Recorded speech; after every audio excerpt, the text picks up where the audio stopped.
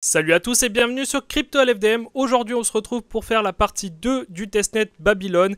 Alors si vous n'avez pas fait la partie 1, eh bien je vous invite vivement à aller regarder la vidéo, elle est en description. De toute façon si vous n'avez pas fait la partie 1, vous ne pourrez pas faire la partie 2, il vous manquera énormément d'éléments. Je vous invite maintenant à suivre ce tutoriel qui est très rapide et vous allez voir, ça va vous permettre à la fin de mint le NFT, le Pioneer Pass. Alors, qu'est-ce qu'on fait dans un premier temps? Eh bien, on va aller sur Stack juste là. Ensuite, ici, on va nous demander de connecter notre wallet OKEx et Keplr et surtout de désactiver notre bloqueur de publicité qui pourrait causer des problèmes pour la suite.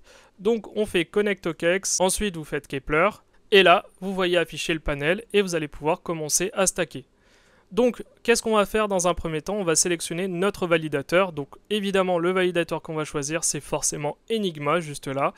Ensuite, on sélectionne le nombre de BTC qu'on veut stacker. Donc, le minimum, c'est 0,003. Donc, on sélectionne le nombre. Et le nombre de jours qu'on souhaite avoir comme délai d'inbouncing. Eh bien, nous, on va mettre 7, parce que de toute façon, le minimum, c'est 7.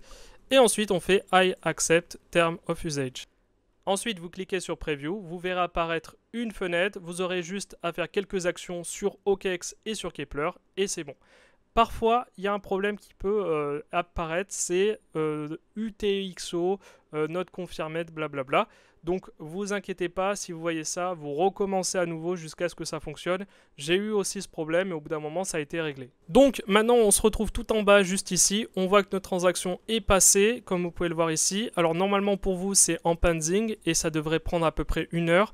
Une fois que vous voyez statut active, eh bien, on peut retourner au début. Donc, une fois que vous avez le statut validé, vous connectez votre wallet OKEx, juste là.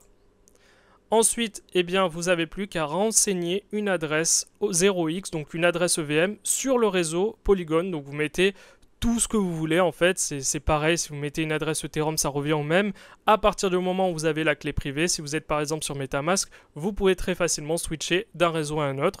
Donc là, vous ajoutez votre adresse tout simplement. Et ensuite, on vous demandera de claim votre pass, donc votre NFT.